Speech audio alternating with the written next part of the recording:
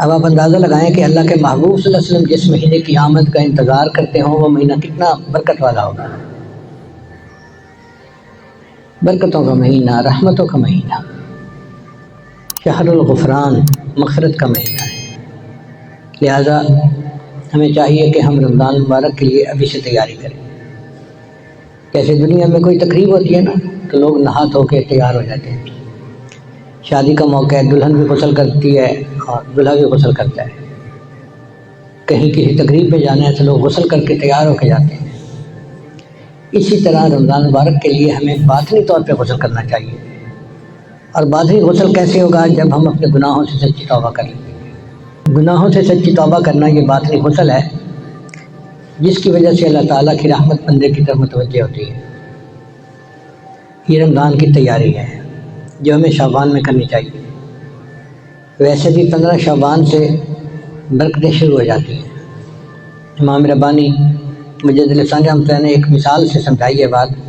وہ فرماتے ہیں کہ سورج تو طلوع ہوتا ہے 6 بجے، لیکن 4:30 پونے 5 طلوع صبح صادق ہو جاتی ہے، اور جب طلوع صبح صادق ہوتی ہے تو رات کا اندھیرا ختم اور روشنی شروع، پھر یہ روشنی بڑھتی رہتی ہے حتیٰ کہ سورج طلوع ہونے سے چند منٹ پہلے اتنی روشنی ہوتی ہے کہ پتہ ہی نہیں چلتا کہ سورج طلوع ہو گیا یا نہیں ہو گیا۔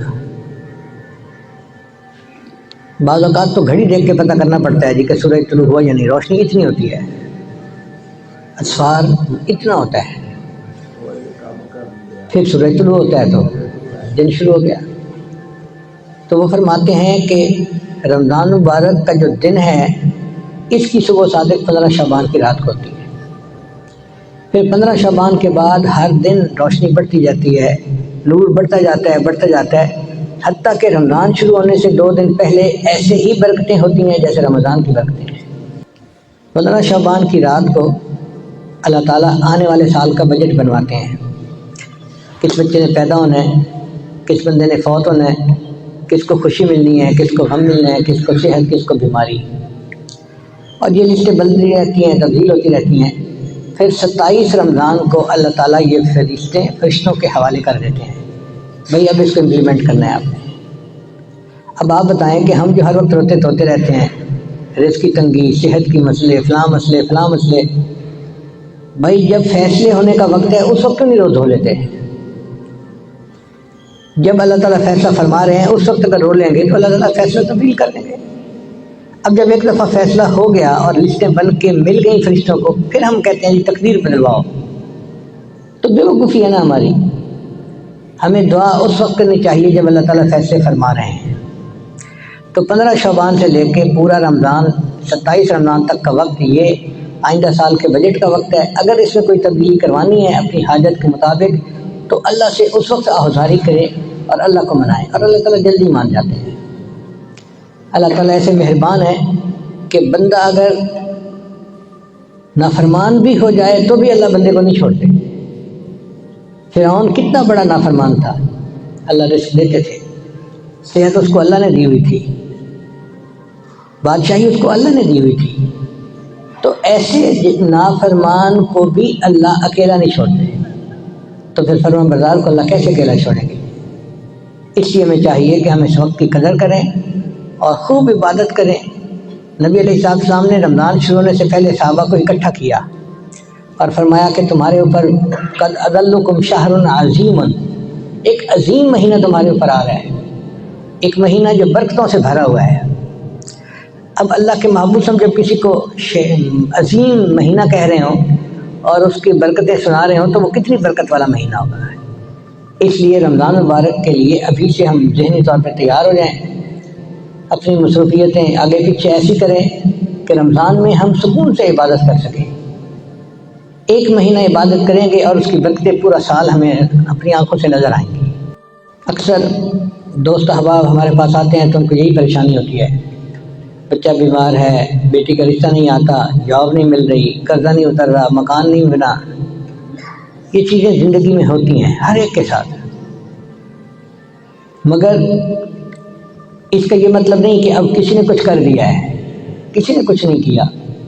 کوئی ہمیں تکلیف نہیں پہنچا سکتا جب تک کہ اللہ تعالیٰ نہ چاہیں، اور کوئی ہمیں نفع نہیں دے سکتا جب تک کہ اللہ تعالیٰ نہ چاہے۔ نفع اور نقصان اللہ کے اختیار میں ہے، اب وہ ہمارا پروردگار ہے، اور ہمیں اس بات پہ خوشی ہونی چاہیے۔ حضرت علی نے فرمایا کرتے تھے، اے اللہ میرے لیے یہی عزت کافی ہے کہ تو میرا پروردگار ہے، میرے لیے یہی عزت کافی ہے کہ تو میرا پروردگار ہے، اور میرے لیے یہی فخر کافی ہے کہ میں تیرا بندہ ہوں۔ ہم اللہ کے بندے ہیں، اس بات پہ ہمیں فخر ہونا چاہیے کہ ہمارا مالک کتنا عظیم ہے، کتنا بڑا ہے۔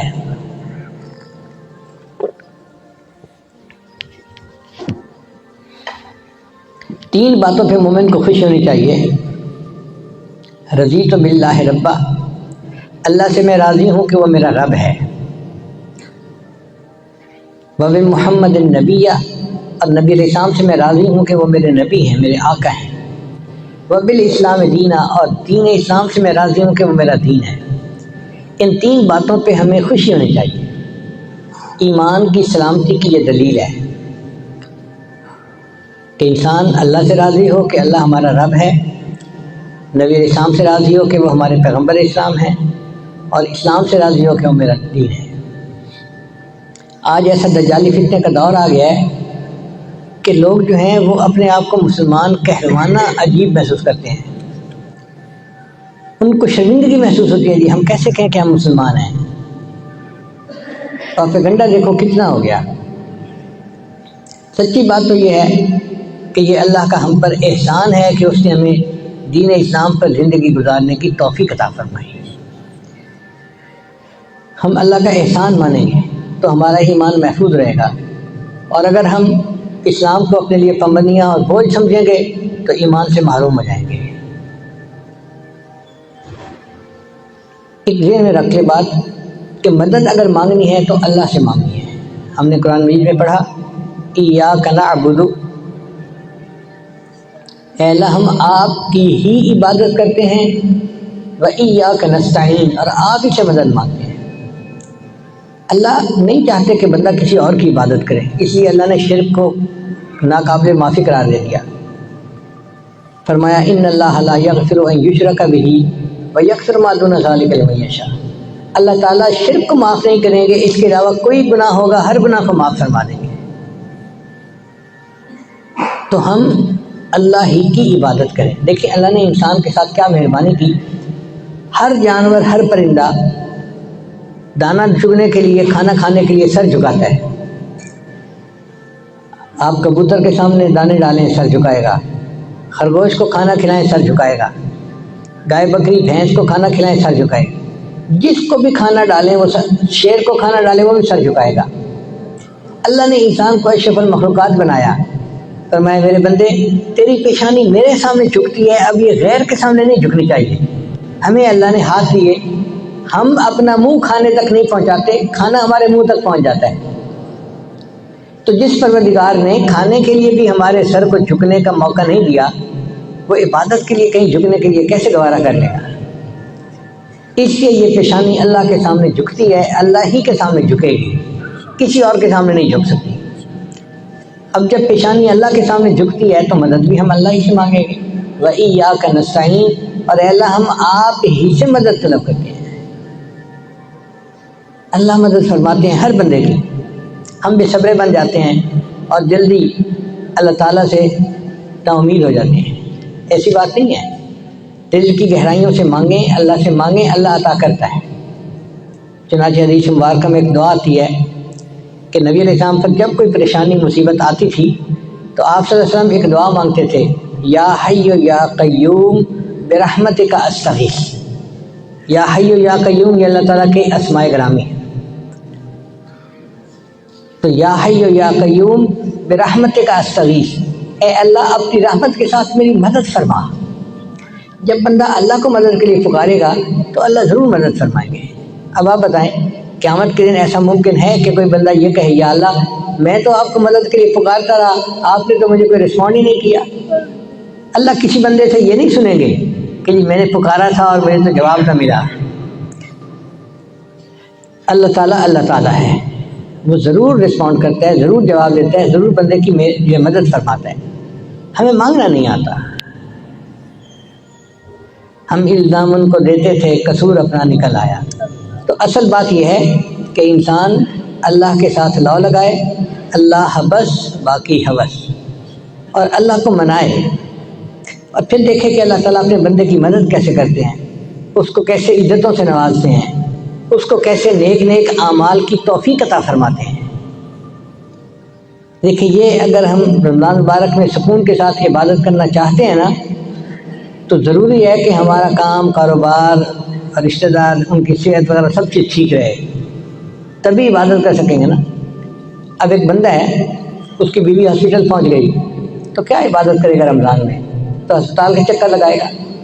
ایک بندہ ہے، اس کے کاروبار میں کوئی نقصان ہو گیا یا اس کو کوئی ڈاکہ پڑ گیا، وہ کیا عبادت کرے گا؟ تو عبادت پرسکون ماحول میں انسان کرتا ہے، اور پرسکون ماحول حاصل کرنے کے لیے ہمیں اللہ کی مدد چاہیے۔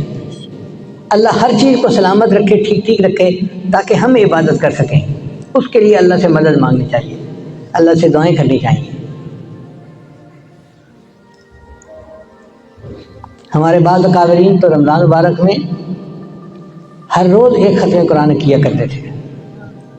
امام اعظم وظیفہ رحمۃ اللہ کے بارے میں لکھا ہے کہ رمضان مبارک میں 63 مرتبہ قرآن مکمل کیا کرتے تھے، ایک قرآن مجید دن میں اور ایک قرآن مجید رات میں، تو 60 ہو گئے، 30 طرف 2 60، اور 3 قرآن مجید تراویح کی نماز میں، تو 63 مرتبہ قرآن مجید پڑھتے تھے رمضان مبارک میں۔ امام شافعی رحمۃ اللہ کے حالات میں بھی لکھا ہے کہ وہ بھی ایک دن میں ایک قرآن مجید پڑھا کرتے تھے۔ اب عام آدمی تو کہا جاتا ہے کہ وہ ذرا سکون سے پڑھے، تھوڑا تھوڑا پڑھے، لیکن حفاظ کے لیے کوئی قید نہیں ہے، وہ اگر ایک دن میں ایک ختم کرنا چاہیں تو وہ کر سکتے ہیں، چنانچہ یہ حضرات کرتے تھے، اتنے قرآن مجید کی تلاوت ہوتی تھی۔ نبی صاحب نے فرمایا الصیام والقرآن یشفعان، کہ روزہ اور قرآن مجید قیامت کے دن بندے کی شفاعت کریں گے۔ یعنی روزہ جو ہم نے رکھا ہوگا نا، وہ بھی بندے کی شفاعت کرے گا، اور قرآن مجید بھی شفاعت کرے گا کہ یا اللہ، یہ بندہ میری تلاوت کرتا تھا، اس کو جنت عطا فرما دے۔ بلکہ جنت کے مختلف دروازے ہیں، ان میں سے ایک دروازے کا نام ہے باب الریان۔ جو لوگ اچھے انداز سے روزہ رکھنے والے ہوں گے تو ان کو اللہ تعالیٰ باب الریان سے جنت میں داخل کر دیں گے۔ اب یہ باب الریان سے جنت میں داخل ہونے والا مسئلہ عجیب ہے۔ ہمیں ایک مرتبہ یہ بات سمجھ میں آئی، ہم نے ایک ملک میں جانا تھا، تو پوری فلائٹ پہ کوئی 4-5 دیسی لڑکے تھے، دیسی بندے تھے، ہم پاکستانی، باقی سب گورے تھے۔ یو کے سے جہاز چلا اور اس ملک میں پہنچا۔ اب 4-5 بندے تھے جو دیسی تھے اور باقی سب گورے وہاں کے تھے۔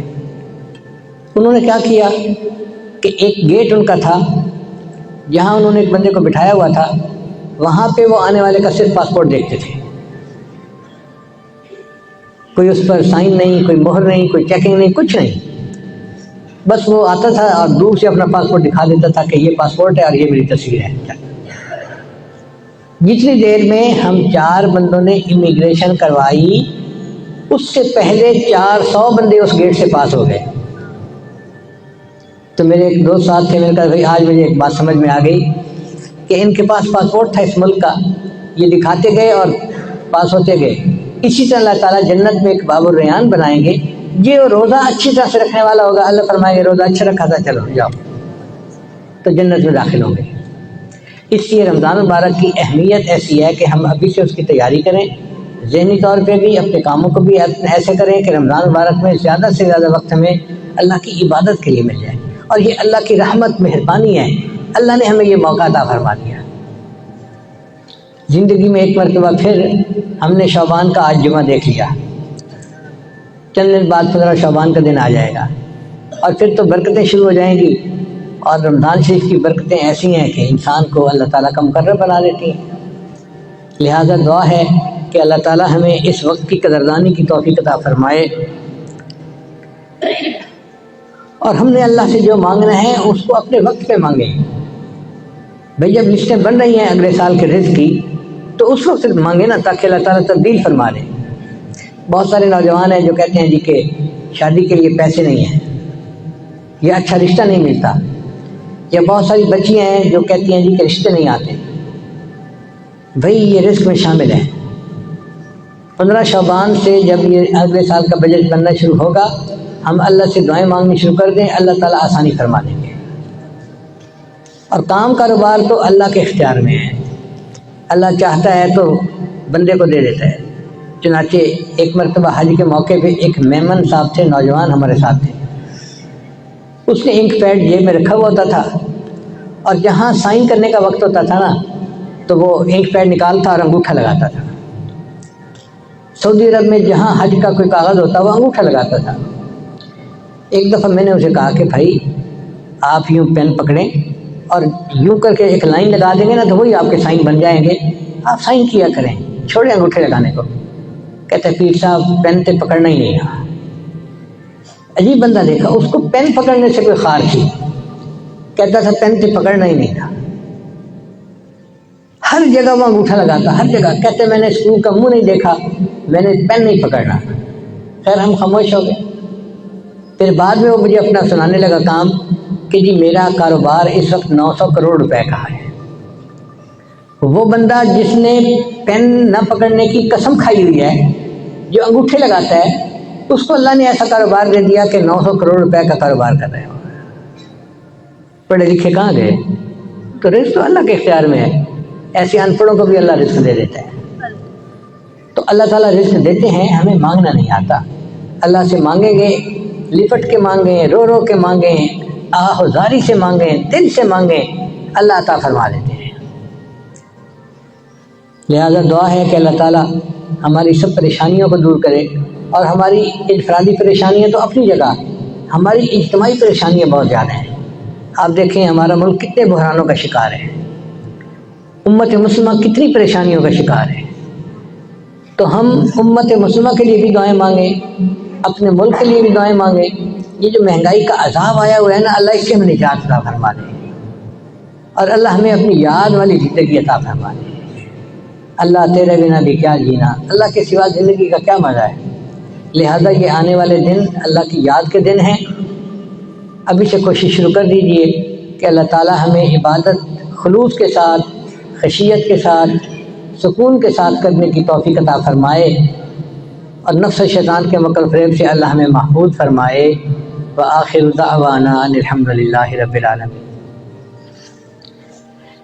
دعا سے پہلے ہم توبہ کے کلمات پڑھیں گے، تو سچے دل کے ساتھ یہ کلمات پیچھے پیچھے پڑھتے جائیے۔ بسم اللہ الرحمن الرحیم، لا الہ الا اللہ محمد الرسول اللہ، آمنت باللہ و ملائکتہ و کتبہ و رسلہ والیوم الآخر والقدر خیرہ و شرہ من اللہ تعالی والبعث بعد الموت۔ آمنت باللہ کما ہوا باسمائہ و صفاتہ و قبلت جمیع احکامہ اقرار باللسان و تصدیق بالقلب۔ اشہد ان لا الہ الا اللہ و اشہد ان محمدا عبدہ و رسولہ۔ استغفر اللہ ربی من کل ذنب و اتوب الیہ برحمتک یا ارحم الراحمین۔ ان کلمات کو پڑھنے سے ہم تو بتائے ہو چکے ہیں، چند معمولات ہیں جن کو باقاعدگی سے کریں گے تو اللہ تعالیٰ دل کو منور فرمائیں گے۔ پہلا عمل ہے 100 مرتبہ استغفار صبح شام پڑھنا، دوسرا عمل ہے 100 مرتبہ درود شریف صبح شام پڑھنا، تیسرا عمل ہے قرآن مجید کی تلاوت روزانہ کرنا، چوتھا عمل ہے چلتے پھرتے ہر وقت دل میں اللہ کو یاد کرنا، اور پانچواں عمل ہے 20 منٹ صبح 20 منٹ شام مراقبہ کرنا۔ مراقبے کا طریقہ بہت آسان ہے۔ جب آپ نماز پڑھ کے فارغ ہوں تو آنکھیں بند کر کے اللہ سے لو لگا کے بیٹھیں کہ اللہ کی رحمت آ رہی ہے، دل میں سما رہی ہے، دل کی ظلمت اور سیاہی دور ہو رہی ہے، اور میرا دل اللہ اللہ اللہ اللہ کہہ رہا ہے اور میں سن رہا ہوں۔ انشاءاللہ یہ چند منٹ کا مراقبہ دل میں اللہ کی محبت کو بڑھائے گا اور آپ خود محسوس کریں گے۔ اسی طرح چند دھاگے ہیں جن میں بندہ بندھا ہوتا ہے. وہ پرواز بھی کرنا چاہے تو اللہ تعالیٰ کی طرف پرواز نہیں کر سکتا. وہ دھاگے ہمارے دشمن ہیں, انہوں نے ہمیں گرفتار کیا ہوا ہے. کون کون سے دھاگے ہیں؟ بزرگ نے جو لفظ دشمن بنایا نا وہ بڑا سوچ کے بنایا ہے. دشمن کے 4 حرف ہیں اور ہر حرف ایک دشمن کی نشاندہی کرتا ہے. تو دشمن کا لفظ ہی بتاتا ہے کہ دشمن کون کون سے ہیں. سب سے پہلا دشمن ہمارا دال سے دنیا, دنیا کی رنگینیاں. نبی اسلام نے فرمایا الدنیا حلوبۃ خضرۃ, بڑی میٹھی بڑی سرسبز. صاف ظاہر ہے کہ میٹھی چیز کھانے کو زیادہ دل کرتا ہے. سرسبز منظر دیکھے تو انسان کا جی نہیں بھرتا. اسی طرح دنیا سے بھی دل نہیں بھرتا. جتنی اللہ دے دے اور زیادہ, پھر دے دے پھر اور زیادہ. چنانچہ فرمایا کہ انسان کا پیٹ مال سے نہیں بھرتا, انسان کے پیٹ کو قبر کی مٹی ہی بھرتی ہے. ایک جنگل سونے کا بنا ہوا دے دیں تو وہ تمنا کرے گا کہ ایک جنگل اور بھی ہوتا. ایسا یہ دنیا الجھا لیتی ہے. مسئلہ کیا ہے دنیا میں؟ لمبی امیدیں. میں جی فیکٹری لگانے میں مصروف ہوں, لگ گئی تو پھر میں آؤں گا مسجد میں. اب جی میں نے ایکسپینشن میں مصروف ہوں, اب ایک پلانٹ لگ گیا, اب دوسرے پلانٹ میں مصروف ہوں. ایک دکان کامیاب, اب دوسری دکان میں مصروف. ایک ملک میں برانچ کامیاب, اب دوسرے برانچ میں مصروف. لمبی امیدیں, اس کی حد نہیں ہے. تو لمبی امیدوں کی وجہ سے یہ بندے کو الجھائے رکھتی ہے, جس وجہ سے انسان موت کی تیاری نہیں کر پاتا. چنانچہ یہ دنیا دشمن ہے. پہلے دل میں آتا ہے کہ ہمیں پارلیمنٹ کا ممبر بننا چاہیے, پھر جب بن جاتا ہے تو پھر کہتے ہیں نہیں نہیں اب ہمیں وزیر بننا چاہیے. پھر وزیر بنتا ہے تو نہیں نہیں وزیر اعظم بننا چاہیے. حد نہیں ہے کوئی. اور اگر بن بھی جائے تو پھر کہتا ہے کہ ہمیشہ مجھے ہی رہنا چاہیے. انتہا نہیں ہے اس کی. تو دیکھیے کہ دنیا اس لیے دشمن بنتی ہے کہ وہ بندے کو لمبی امیدوں میں ڈال دیتی ہے, اور لمبی امیدوں میں پڑھ کے انسان پھر آخرت کی تیاری نہیں کر پاتا. تو جو چیز موت سے غافل کرے وہ دشمن. تو پہلا دشمن انسان کے لیے دنیا, اس کی جو چمک دمک ہے یہ بندے کو الجھائے رکھتی ہے. بندے کا دل کرتا ہے اور کمائے اور جائے, سمیٹے. ابھی سمیٹ نہیں پاتا کہ موت پہلے آ جاتی ہے, جانا پڑ جاتا ہے.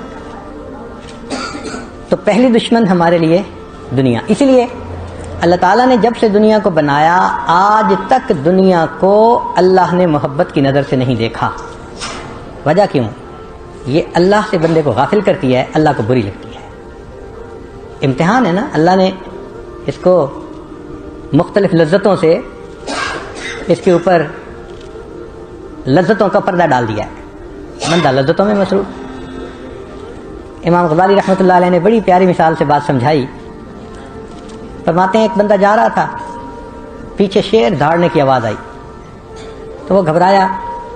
کوئی درخت بھی نہیں تھا کہ جس کے اوپر چڑھے, کنواں قریب تھا.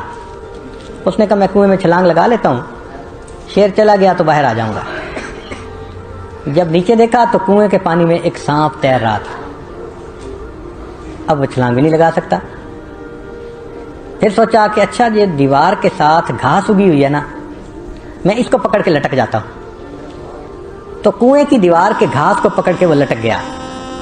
اوپر شیر انتظار کر رہا ہے, نیچے سانپ اس کے انتظار میں ہے, اور یہ درمیان میں گھاس پکڑ کے لٹک رہا ہے.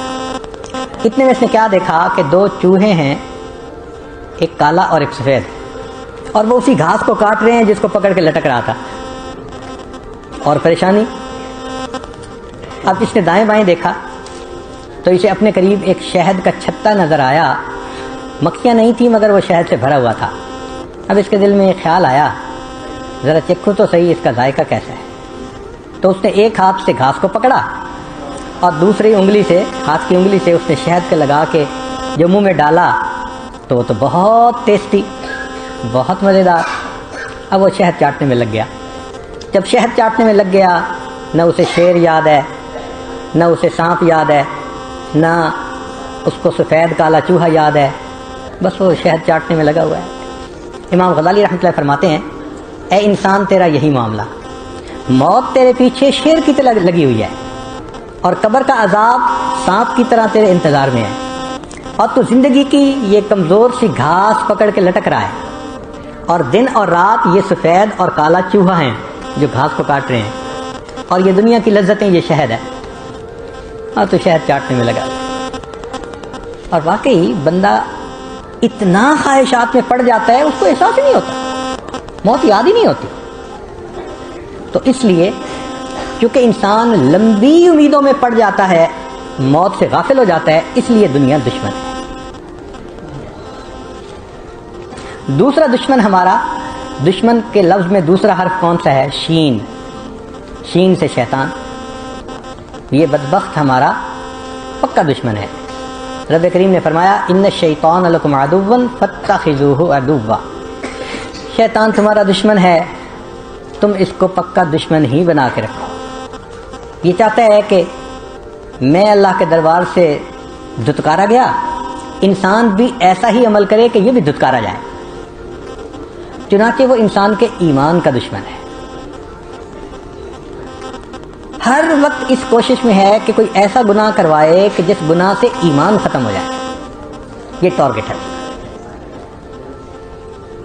وہ کبھی انسان کا خیر خواہ نہیں ہو سکتا، ہمیشہ بدخواہ ہوگا. اور یہ بھی مصیبت کہ وہ ہمیں دیکھتا ہے، ہم اسے نہیں دیکھ سکتے. نوجوان سوچتے ہیں کبھی نظر آ جاتا تو چلو جو جوتے ہم بھی لگا لیتے، لیکن نہیں، وہ دیکھتا ہے ہم نہیں دیکھتے. پھر اس کو کھانے پینے کا مسئلہ بھی نہیں، ہمیں تو ضرورتیں ہیں، حاجتیں ہیں سونے کی، نہ اسے سونا نہ اسے کھانا پینا. وہ بدبخت بنفس خبیث ہر وقت ہمارے ساتھ موجود بہکانے کے لیے. پھر اس کی عیال بھی بہت ساری ہے. چنانچہ ایک بندے کے ساتھ ایک شیطان نہیں ہوتا.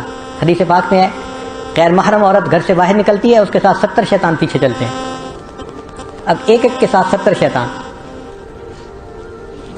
اور وہ کیا کرتے ہیں کہ بس انسان کے ذہن میں آئیڈیا ڈالتے رہتے ہیں، یہ گناہ یہ گناہ. وہ مزین کر کے اعمال کو پیش کرتے ہیں جو بندہ کر رہا ہوتا ہے.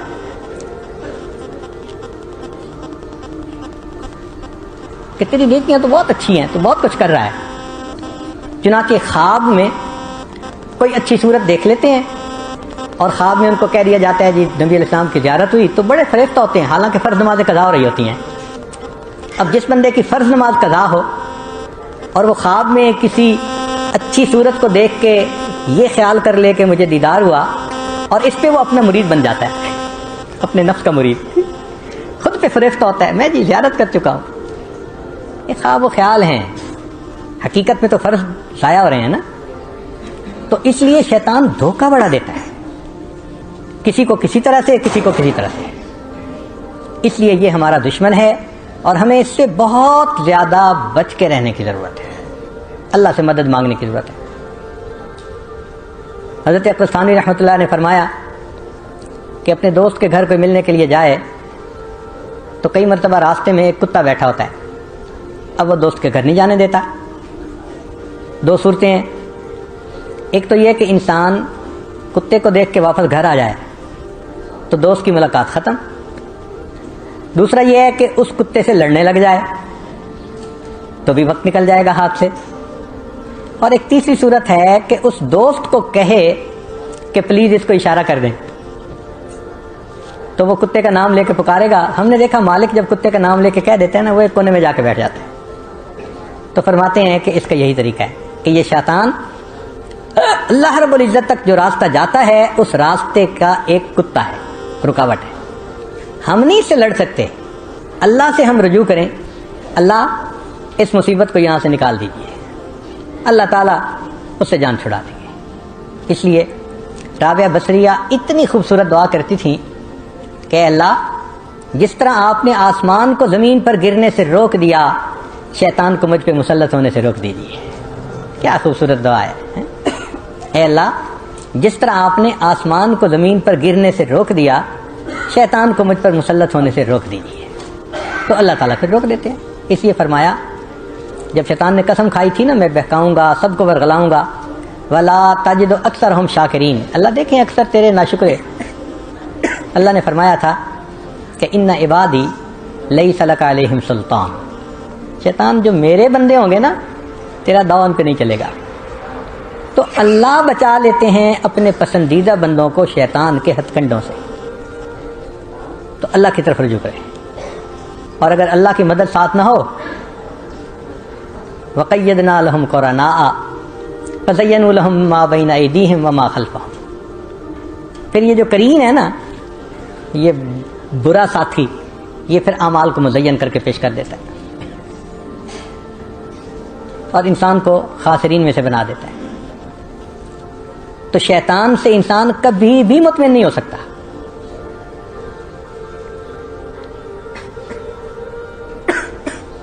ہمارے حضرت مرشد عالم رحمۃ اللہ علیہ آخری وقت میں حضرت مولانا عبد الشکور صاحب اور ان حضرات کو فرمایا کہ یاسین پڑھو. تو یاسین پڑھنے لگ گئے. پھر کچھ طبیعت سنبھلی تو بتلایا کہ میں نے شیطان کو دیکھا, اس کو بھگانے کے لیے میں نے قرآن کی تلاوت شروع کروائی. آپ بتائیے ایسے کاملین کے آخری وقت میں بھی یہ ٹلتا نہیں ہے. امام احمد بن حنبل رحمۃ اللہ علیہ آخری لمحے میں شاگرد کلمہ پڑھ رہے ہیں اور حضرت جواب میں فرماتے ہیں لا, پھر کہتے ہیں لا. جب چند دفعہ لا کہا تو شاگرد بڑے کنفیوز کہ پورا کلمہ کیوں نہیں پڑھ رہے. اللہ نے کیا صحت کچھ بہتر ہو گئی تو شاگردوں نے کوشچن پوچھا کہ حضرت ہم کلمہ پڑھ رہے تھے آپ صرف لا پڑھ رہے تھے. حضرت نے فرمایا اس وقت شیطان بدبخت میرے سامنے تھا اور مجھے کہہ رہا تھا احمد بن حنبل تو ایمان بچا کے چلا گیا, اور میں کہہ رہا تھا لا ابھی نہیں. اے شیطان بدبخت جب تک میرا آخری سانس نکل نہیں جاتا میں تیرے مکر سے امن میں نہیں. تو آخری لمحے تک ہمیں یہ خطرہ سر پہ ہے. چین کی بنسی دنیا میں نہیں بجا سکتے کہ جی اب پرواہ نہیں ہے, فکر لگی ہوتی ہے. تو شیطان دشمن ہے, اس لیے اس سے بھی ہمیں محتاط رہنا چاہیے. تو پہلا دشمن دنیا اور دوسرا دشمن شیطان. تیسرا دشمن میم کے حرف سے بنے گا, اور میم سے مراد مخلوق. مخلوق سے کیا مراد؟ نفسانی محبتیں. کبھی ادھر پھنس گئے کبھی ادھر پھنس گئے, اور یہ جتنی محبتیں ہوتی ہیں یہ سب انسان کو اللہ سے دور کر دیتی ہیں, سب انسان کو اللہ. اور یاد رکھنا کہ جو شخص ناجائز تعلقات میں گرفتار ہوتا ہے نا اس پر جھوٹ کا دروازہ کھل جاتا ہے. وہ ایک جھوٹ بولتا ہے, اس جھوٹ سے بچنے کے لیے پھر کئی جھوٹ اور بولتا ہے, پھر اتنے جھوٹوں سے بچنے کے لیے اور جھوٹ بولتا ہے, حتیٰ کہ اس کو جھوٹی قسمیں کھانی پڑ جاتی ہیں. ہمیں ایک صاحب نے بتایا کہ میں فسق فجور کی زندگی میں تھا تو میری بات نکل گئی, تو والد نے مجھے بلایا اور ڈانٹ رہے تھے اور مارنا چاہتے تھے, تو میں نے جھوٹی قسم کھا لی کہ میرا کوئی تعلق نہیں ہے. اللہ اکبر. اور اس کی آنکھوں سے آنسو ٹپک رہے تھے کہ اب مجھے احساس ہوا کہ میں نے کتنا بڑا گناہ کیا کہ میں نے صرف والد کی سزا سے بچنے کے لیے یہ کہا تھا کہ اگر میرا اس کے ساتھ تعلق ہو تو مجھے کلمے پہ موت نہ آئے. یہ ناجائز تعلقات انسان کو ایمان سے بھی محروم کر دیتے ہیں. اس لیے مخلوق کی نفسانی شیطانی محبتیں یہ دشمن ہیں. تو پہلا دشمن دنیا, دوسرا دشمن شیطان, تیسرا دشمن مخلوق, اور چوتھا دشمن نون سے نفس انسان کا, ہمارا اپنا نفس. یہ بھی بدبخت ہے ہمارا اور دشمن بھی ہمارا ہے. واجد بستامی رحمۃ اللہ فرماتے تھے کہ مجھے خواب میں اللہ رب العزت کا دیدار ہوا. میں نے پوچھا اللہ میں آپ تک آنا چاہتا ہوں. فرمایا دع نفسک وتعال, اپنے نفس کو دور کر لو اور میرے تک آ جاؤ. تو نفس کو قابو کرنا, اس کی اصلاح کرنا, اس کی خواہشات کو توڑنا, یہ اہم ہے، اس کے بغیر اللہ کا وصل حاصل نہیں ہو سکتا۔ ہم اپنی زندگیوں کو دیکھیں، اللہ اکبر، ہم نفس کے پجاری بنے پھرتے ہیں۔ یہ خواہش ہے تو ادھر لپک پڑے، یہ خواہش ہے تو ادھر لپک پڑے۔ تو نفس کی اصلاح کیسے ہوگی؟ جس نفس کو ہم پال پال کے موٹا کر رہے ہیں، وہ نفس ہمیں جہنم میں دھکا دینے کے انتظار میں ہے۔ تو نفس بھی ہمارا دشمن ہے، اور یہ بڑا دشمن ہے۔ شیطان چھوٹا دشمن، نفس بڑا دشمن۔ اللہ تعالیٰ نے قرآن مجید میں شیطان کے مکر کے بارے میں فرمایا، ان کید الشیطان کان ضعیفا، کہ شیطان کے مکر کمزور ہیں۔ لیکن انسان کے نفس کا جہاں تذکرہ آیا، اللہ فرماتے ہیں اور تو ان کیدکن عظیم، تمہارے مکر تو بہت بڑے ہیں۔ تو شیطان کے مکر کمزور اور انسانی نفس کے مکر بہت بڑے۔ جب تک نفس شیطان کا ساتھ نہ دے، شیطان غالب نہیں آ سکتا۔ گھر کا بھیدی لنکا ڈھائے، یہ گھر کا بھیدی ہے، یہ انسان کو شکست دینے میں زیادہ اہم کام کرتا ہے۔ تو اس لیے اس نفس کو بھی اپنا دشمن سمجھیں۔ یہ خلاف شرع کام کے لیے کہے تو مت مانے۔ اچھا، یہاں ایک سوال پیدا ہوتا ہے کہ دشمن نفس بھی ہے، دشمن شیطان بھی ہے، مگر دونوں کے آبجیکٹو ڈیفرنٹ ہیں۔ یہ ذہن میں رکھیے گا، نفس کا مقصود مختلف، شیطان کا مقصود مختلف۔ نفس کا مقصود ہے لذت پانا، بس اس کو جائز لذتیں دے دو پھر بھی خوش ہے، ناجائز ملیں تو بھی خوش ہے، اس کو لذت چاہیے۔ تو شیطان کا مقصود لذت ہے، لطف اندوز ہونا نفس کا، لیکن شیطان کا مقصود لذتیں نہیں ہیں۔ وہ لذتوں میں انسان کو اس لیے ڈالتا ہے کہ ان کو ایمان سے محروم کر سکے۔ اس کا ہمیشہ ذہن ادھر ہے کہ ایمان سے یہ محروم ہو کسی طرح۔ اس لیے اگر انسان شیطان کی بات نہ مانے تو وہ ایک آئیڈیا کے بعد دوسرا آئیڈیا دے دیتا ہے۔ ہمارے مشائخ نے کہا وساوس شیطان کی طرف سے بھی ہوتے ہیں، وساوس نفس کی طرف سے بھی ہوتے ہیں۔ فرق کیسے کریں؟ تو فرق بڑا آسان ہے۔ اگر دل میں گناہ کا خیال آیا، آپ اس کو ریزسٹ کریں، اس کا دفاع کریں کہ نہیں مجھے نہیں کرنا۔ آپ دیکھیں گے کہ تھوڑی دیر میں دوسرے گناہ کا خیال آئے گا، اچھا یہ نہیں کرتے تو یہ کر لو، اور آپشن آ جائے گی۔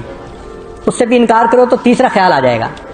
جب ایک کے بعد دوسری آپشن سامنے آئے، اس کا مطلب یہ کہ شیطان انسان کو یہ وسوسہ ڈال رہا ہے۔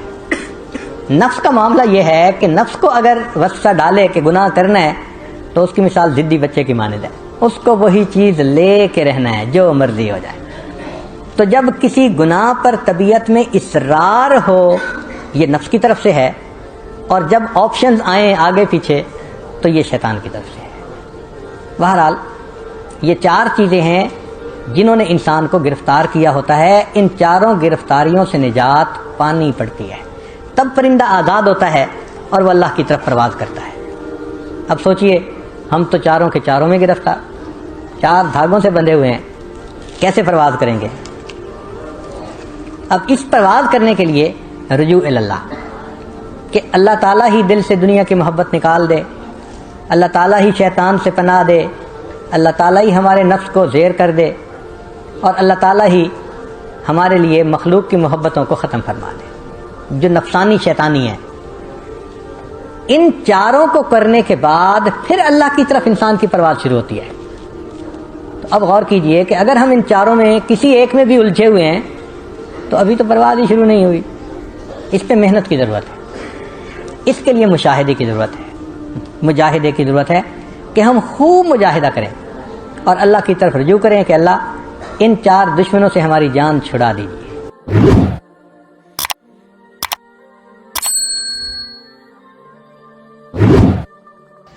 دعا کر لیجیے۔ سبحان ربی العظیم، اللہم صلی علی سیدنا محمد وعلی آل سیدنا محمد۔ ربنا ظلمنا انفسنا وان لم تغفر لنا وترحمنا لنكونن من الخاسرين۔ ربنا لا تزغ قلوبنا بعد إذ هديتنا وهب لنا من لدنك رحمة الله خير حافظا وهو أرحم الراحمين۔ اے اللہ، جتنے دوست احباب دور قریب سے آئے ہیں، سب کی حاجات کو پورا فرما، سب کی نیک مرادیں پوری فرما۔ اللہ ہمیں پریشانیوں سے محفوظ فرما، مصیبتوں سے محفوظ فرما۔ اے اللہ بندے آپ ہی کے ہیں، آپ کے سوا کوئی حاجت روا نہیں، اور آپ کے سوا کوئی ہمارا مشکل کشا نہیں۔ اے اللہ ہمارے حال پر رحمت کی نظر کر دیجئے۔ اے اللہ ہماری پریشانیوں کو دور کر دیجئے، بیماریوں کو ختم کر دیجئے۔ اے اللہ ہمارے کاموں کی رکاوٹیں دور کر دیجئے۔ اے اللہ جو حضرات جو دل میں امیدیں لے کے آئے ہیں، اے اللہ سب کی مرادوں کو اپنی رحمت سے پورا فرما۔ پروردگار عالم ہم پر رحمت کی نظر فرما۔ اے اللہ آپ کو آپ کی کبریائی کا واسطہ، آپ کو آپ کی خدائی کا واسطہ، اللہ ہمیں جدائی کے عذاب سے محفوظ فرما۔ ہماری ان دعاؤں کو اپنی رحمت سے قبول فرما۔ پروردگار عالم رحمت کا معاملہ فرما۔ اے اللہ آپ تو عظیم ہیں، ہمارے گناہوں کو نہ دیکھیے، اپنے کرم کو دیکھیے، اپنی رحمت کو دیکھیے، اپنی عظمت اور کبریائی کو دیکھیے، اور ہم پر رحمت کی نظر فرما دیجیے۔ ہماری ان دعاؤں کو اپنی رحمت سے قبول فرما۔ ربنا تقبل منا انك انت السميع العليم تب علينا انك انت التواب الرحيم صلی اللہ تعالی علی حبیبہ سیدنا محمد وآلہ واصحابہ اجمعین برحمتک یا ارحم الراحمین۔